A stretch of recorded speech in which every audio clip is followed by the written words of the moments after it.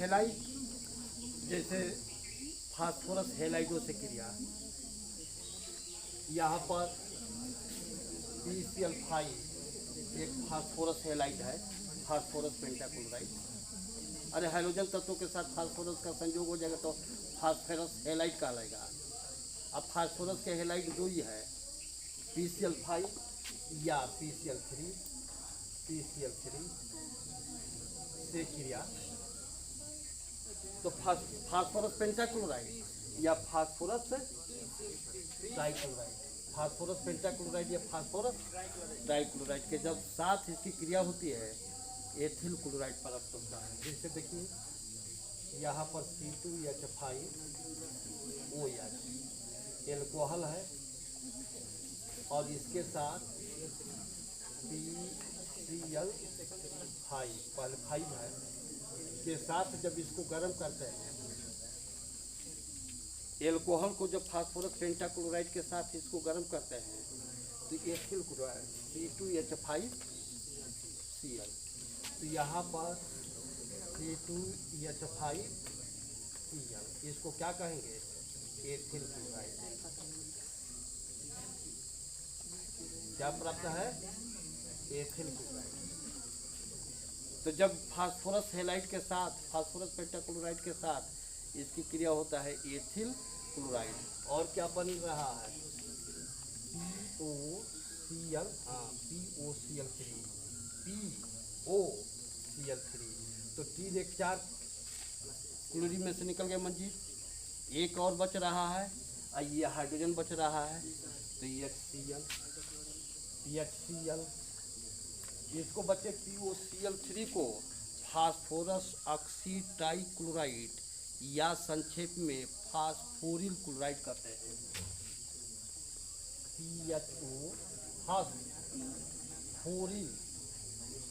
फास्फोरिल chloride इसको संक्षेप में क्या कहते हैं, ऐसे तो इसका फास्फोरस ऑक्सीट्राइक्लोराइड या संक्षेप में क्या कहते हैं, फास्फोरिल क्लोराइड भी कहते हैं। POCl3 का नाम है फास्फोरिल क्लोराइड।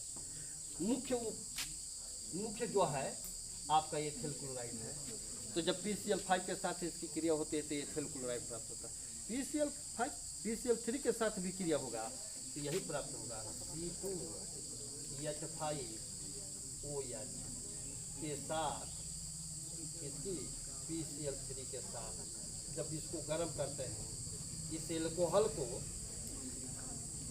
एल्कोहल को इसके साथ गर्म करते हैं तो क्या प्राप्त होता है, C2H5Cl।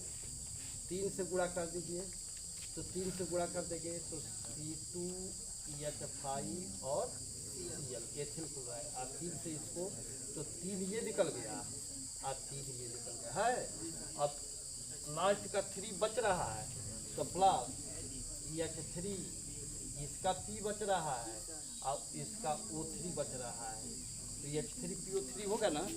H3PO4 को फास्फोरिक अम्ल कहते हैं और H3PO3 को फास्फाइट अम्ल कहते हैं। ठीक है, H3PO4 को फास्फोरिक अम्ल कहते हैं और H3PO3 को फास्फाइट अम्ल कहते हैं। तो यहाँ पर मुख्य यौगिक ये प्राप्त होता है एथिल क्लोराइड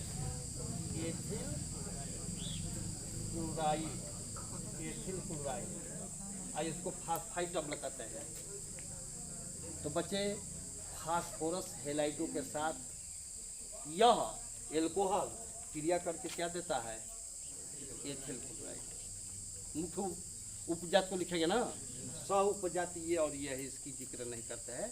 तो फास्फोरस हेलाइडों के साथ चाहे फास्फोरस पेंटाक्लोराइड हो या फास्फोरस ट्राइक्लोराइड हो, इसके साथ एथिल एल्कोहल की क्रिया होता है तो एथिल क्लोराइड प्राप्त होता है। इसी प्रकार जो सांद्र सल्फ्यूरिक अम्ल के साथ क्रिया होने पर ये तीसरा हुआ है आपका, 2 रासायनिक गुण पढ़ चुके। चौथा ये आपको बता रहे हैं कि सांद्र सल्फ्यूरिक अम्ल के साथ क्रिया होती है कौन, CH2SO4। तो CH2SO4 सांद्र सल्फ्यूरिक अम्ल के साथ जब एथिल अल्कोहल की क्रिया होती है तो बच्चे 100 डिग्री सेंटीग्रेड पर यह सांद्र सल्फ्यूरिक अम्ल के साथ 100 डिग्री सेंटीग्रेड पर एथिल अल्कोहल सांद्र सल्फ्यूरिक अम्ल के साथ क्रिया करके एथिल हाइड्रोजन सल्फेट देता है। यह ethyl hydrogen sulphate 140 degree centigrade ताप पर उस एथिल अल्कोहल के अधिकता में या अधिक में घुल करके डाई एथिल ईथर देता है। यदि 160 से 170 डिग्री सेंटीग्रेड ताप पर एथिल हाइड्रोजन सल्फेट को गर्म करते हैं तो वह अपघटित होकर एथिलीन गैस देता है। 3 अभिक्रिया देखिए, 100 डिग्री सेंटीग्रेड ताप पर सांद्र सल्फ्यूरिक अम्ल के साथ यह माने एथिल अल्कोहल क्रिया करके एथिल हाइड्रोजन सल्फेट देता है। बच्चे इसके साथ यह C2H5OH, यहाँ एथिल अल्कोहल है, एथिल अल्कोहल सांद्र सल्फ्यूरिक अम्ल के साथ H2SO4, H2SO4 को विच्छेदित रूप में HSO4 लिख सकते हैं।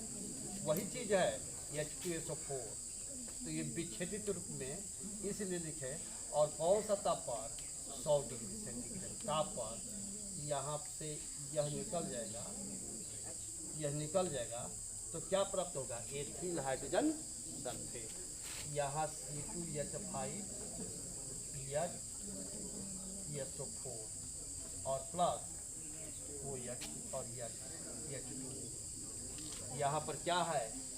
इसको क्या कहेंगे?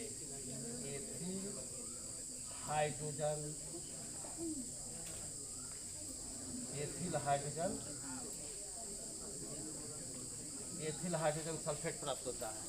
और यह एथिल हाइड्रोजन सल्फेट एल्कोहल की अधिकता में घुल करके 140 डिग्री सेंटीग्रेड ताप पर डाई एथिल ईथर देता है। देखिए C2H5HSO4 और इसके अधिकता में ethyl alcohol C2H5OH।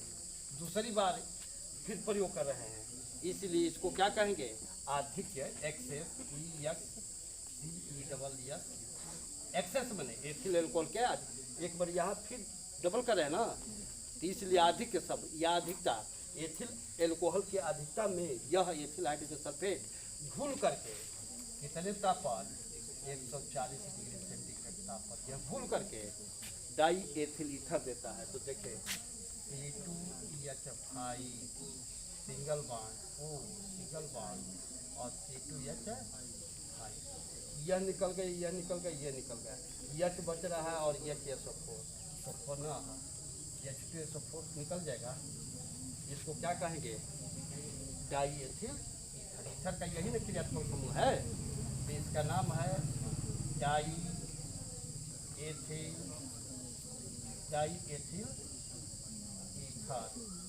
Ethyl ether प्राप्त होता है।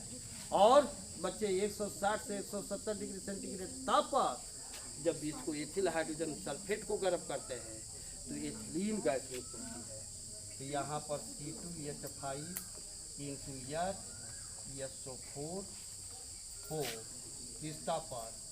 160 से 170 डिग्री सेंटीग्रेड पर लगभग गर्म करते हैं तो एथिलीन गैस, तो यहाँ पर C2H4 नहीं हो जाएगा, H इसमें से H2SO4 ये सल्फ्यूरिक अम्ल के भाप बन करके उड़ जाएगा और यहाँ पर C2H4 एथिलीन गैस और एक H इसमें से निकाल कर HSO4 के साथ इंक्लूड कर देंगे तो H2SO4। ये क्या है? एथिलीन है। कौन सी गैस? एथिलीन। तो सांद्र सल्फ्यूरिक अम्ल के साथ यह क्रिया है, सांद्र सल्फ्यूरिक अम्ल के साथ यह क्रिया करके क्या देता है?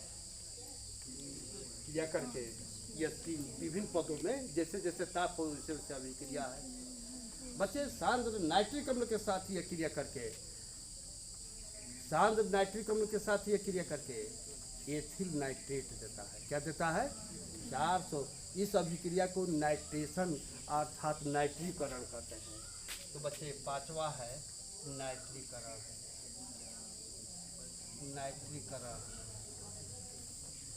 इसको अंग्रेजी में कहते हैं नाइट्रेशन, NITRATION। क्या कहते हैं? नाइट्रेशन। तो सांद्र सल्फ्यूरिक अम्ल के उपस्थिति में यह 400 डिग्री सेंटीग्रेड ताप पर शानदार सल्फ्यूरिक अम्ल के साथ क्रिया करके क्या देता है, नाइट्रो एथिल नाइट्रेट देता है। क्या देता है, एथिल नाइट्रेट। देखिए C2H5OH है और नाइट्रिक अम्ल का सूत्र HNO3 ना, क्या है, HNO3। तो यहाँ पर HNO3, यहाँ पर ये भी सांद्र है और 400 डिग्री सेंटीग्रेड ताप पर, नाइट्रेशन लगभग 400 से 500 डिग्री सेंटीग्रेड ताप पर होती है।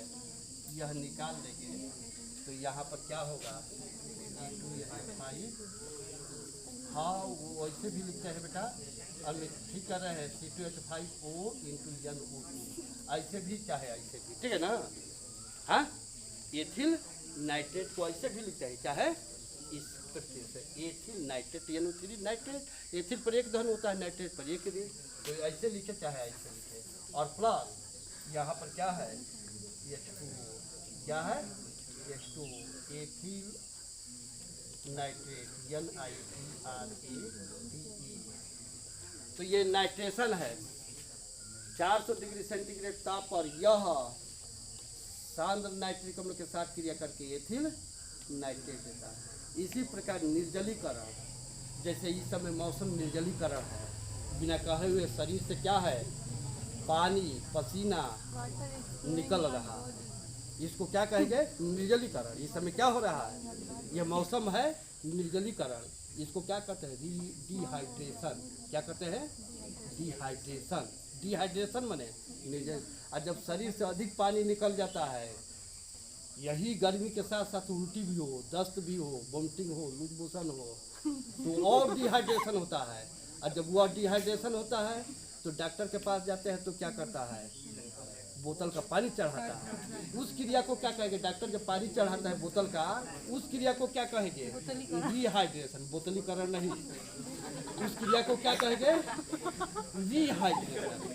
नहीं कहते परीक्षा जैसे छूटा हुआ परीक्षा फिर हो रहा है तो कहते हैं ना कि री एग्जाम हो रहा है, तो वही पानी निकल गया है तो डॉक्टर पानी को चढ़ा करके शरीर के उस पानी को पूर्ति कर रहा है, आलोक बताएगा। तो उस क्रिया को क्या कहते हैं, रिहाइड्रेशन। जो बोतल का पानी चढ़ता है तो उसको आप कहोगे कि रिहाइड्रेशन, और उल्टी दस्त हुआ है तो कहोगे कि डिहाइड्रेशन हो गया है, ठीक है, जल का अणु निकल गया है, डिहाइड्रेशन। तो डिहाइड्रेशन में जल का अणु का निकलना और रिहाइड्रेशन में जल के अणु को चढ़ना, ठीक है। तो यहाँ पर आइए आपको हम बता रहे हैं डिहाइड्रेशन। डिहाइड्रेशन माने निर्जलीकरण। निर्जलीकरण माने जल निकलेगा तो निर्जलन होगा, सूखा हुआ होगा ना, तो निर्जलीकरण उसको जल का निकलना निर्जलीकरण कहते हैं। निर्जलीकरण, निर्जलीकरण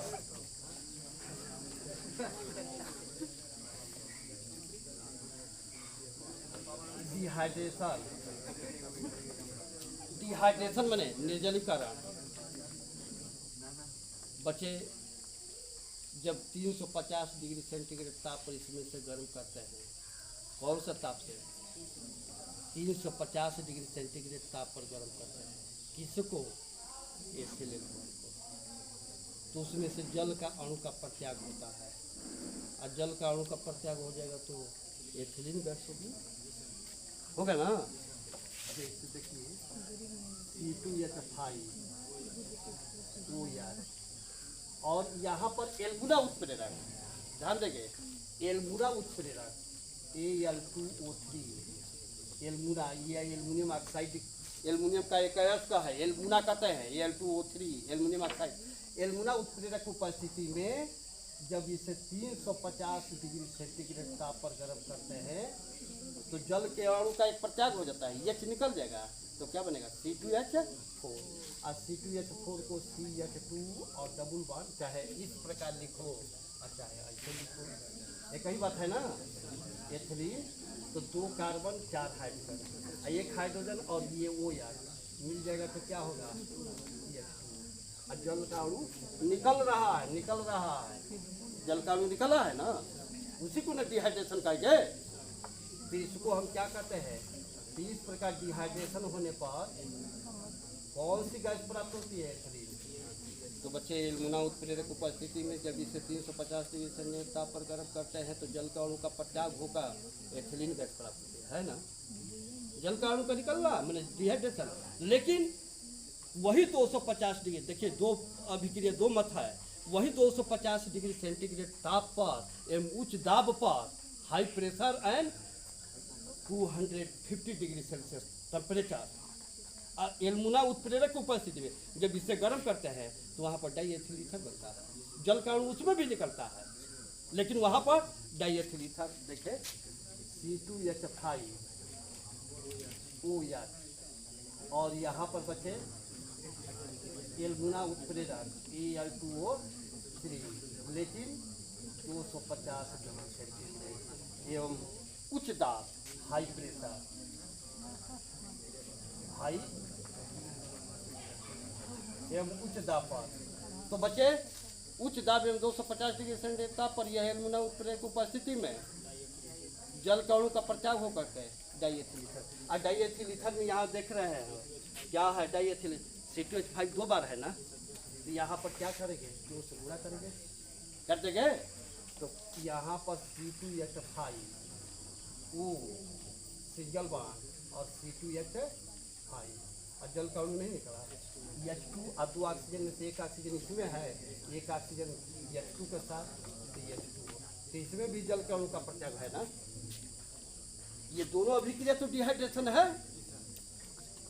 तो 350 डिग्री सेंटीग्रेड एल्युमिना उत्प्रेरक की उपस्थिति में जल का अणु का प्रत्याग होकर एथिलीन गैस, लेकिन 250 डिग्री सेंटीग्रेड ताप पर एल्युमिना उत्प्रेरक की उपस्थिति में यह अपघटित होकर के क्या देता है, डाईएथिल ईथर देता है। यह निर्जलीकरण है, जल के अणु का प्रत्याग होना निर्जलीकरण। इसी प्रकार बच्चे ऑक्सीकरण, ऑक्सीडेशन क्या है ये भी बहुत इंपॉर्टेंट है। ऑक्सीकरण, तो यहाँ पर ऑक्सीकरण निर्जलीकरण, ये 6वां हुआ, ये आपका 7वां हुआ। ऑक्सीकरण,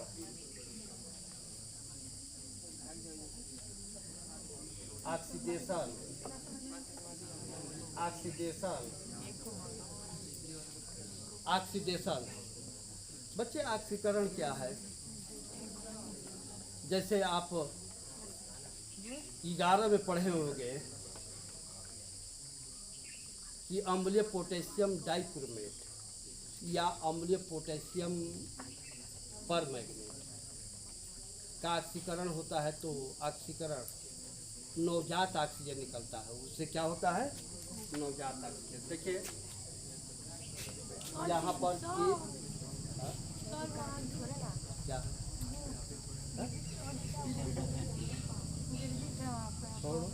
तो बच्चे KMnO4 ध्यान देंगे, KMnO4 और पोटेशियम पर अम्लीय माध्यम में, अम्लीय माध्यम H2SO4, यानी KMnO4 पोटेशियम परमैंगनेट। लाल दवा, डॉक्टर के पास जाता है, कट पीट जाता है तो रुई में लाल रंग का दवा लगाता है ना, आजकल वो बेटाडीन के नाम से आता है लोशन, तो वही उसका सूत्र है KMnO4, रेड मेडिसिन, लाल दवा, बेटाडीन, ठीक है ना। तो यहाँ पर सांद्र सल्फ्यूरिक अम्ल की उपस्थिति में जब ये क्रिया करता है तो क्या बने, K2SO4 बनेगा। पोटेशियम पर एक होता है, सल्फेट पर दो, तो पोटेशियम सल्फेट का, तो यहाँ पर K2SO4 और ट्वाइस 2 मैग्नीज हो गया, twice MnSO4, 2 manganese 2 potassium, sulphate की तरह 2 1 3, यहाँ पर 1 है तो किससे गुणा करेंगे, 3 से। तो यहाँ पर कितना हुआ, थ्राइस H2O, थ्राइस H2O है ना, 8 है, 4 दूनी का 8 में से 3 निकल गया, 5 ऑक्सीजन बच रहा, तो 5 नवजात ऑक्सीजन है। इसी प्रकार अम्लीय पोटेशियम परमैंगनेट में नवजात ऑक्सीजन प्राप्त। इसी प्रकार अम्लीय पोटेशियम डाइक्रोमेट, अम्लीय पोटेशियम डाइक्रोमेट K2Cr2O7, इसको क्या कहते हैं, पोटेशियम डाइक्रोमेट। अम्लीय माध्यम में इसमें सल्फ्यूरिक अम्ल के 1-2 बूंद मिला दीजिए, वो विलयन अम्लीय माध्यम कहलाएगा। अम्लीय माध्यम में H2SO4 सांद्र सल्फ्यूरिक अम्ल मिल जाते हैं। तो यहाँ पर अम्लीय माध्यम में जब इसकी क्रिया होगा तो K2SO4 Cr2SO4 थ्राइस, क्रोमियम पर 3 होता है और सल्फेट पर 2 होता है, तो 2 यहाँ पर आ जाएगा, 3 इधर आ जाएगा, तो क्रोमिक सल्फेट का सूत्र क्या होगा? Cr2SO4 थ्राइस होगा ना। तो यहाँ पर K2SO4, यह देखिए K2SO4 और plus Cr2SO4 thrice, Cr2SO4 thrice, Cr2SO4 thrice, तो Cr2 निकल गया, K2 निकल गया, सल्फेट कितना है? 3 यहाँ पर, 1 यहाँ पर, 4 है, तो इससे गुणा करेंगे 4, तो 4 सल्फेट, अब 4H2 क्या है? 4H2 ये निकल गया, 7 में से 4 ऑक्सीजन निकल गया, 3 ऑक्सीजन बच रहा है। यानी हमारा कहने का उद्देश्य यह है, कहने का उद्देश्य Cr नहीं, ये Cr,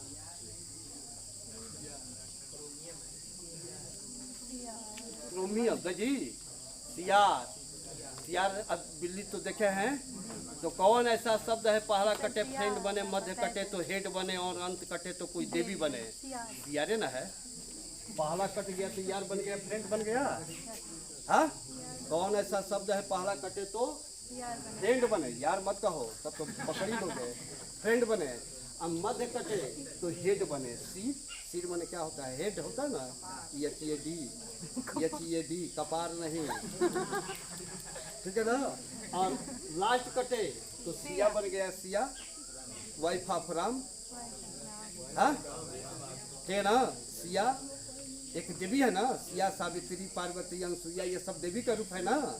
तो सिया, तो कौन ऐसा शब्द है? तो क्रोमियम मत कहना, Cr कहोगे ना जी, क्रोमियम पर नहीं ना होगा। तो खैर, अब आइए ऑक्सीकरण में देखे बच्चे, अम्लीय माध्यम में पोटेशियम परमैंगनेट या पोटेशियम डाइक्रोमेट के साथ यह माने एथिल अल्कोहल यह क्रिया करके क्या देगा? आइए यहाँ पर देखें तो C2H5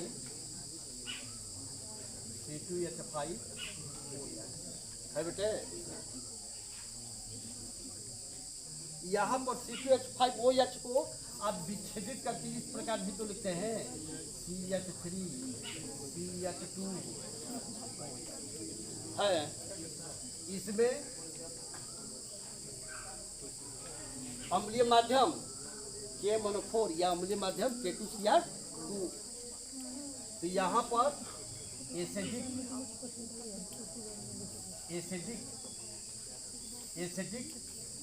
K-4, अम्लीय माध्यम K-4 हो या K2Cr2 से है।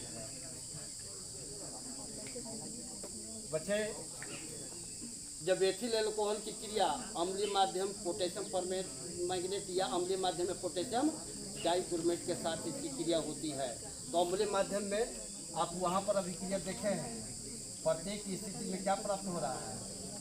नवजात ऑक्सीजन प्राप्त हो रहा है ना। इस नवजात ऑक्सीजन से, नवजात को हमेशा बड़े प्रेरक के लिए नहीं अभिक्रिया करता है, तो यहाँ पर क्या बनेगा? ये एसिटाल्डिहाइड बन जाएगा। देखिए CH3 है और CHO,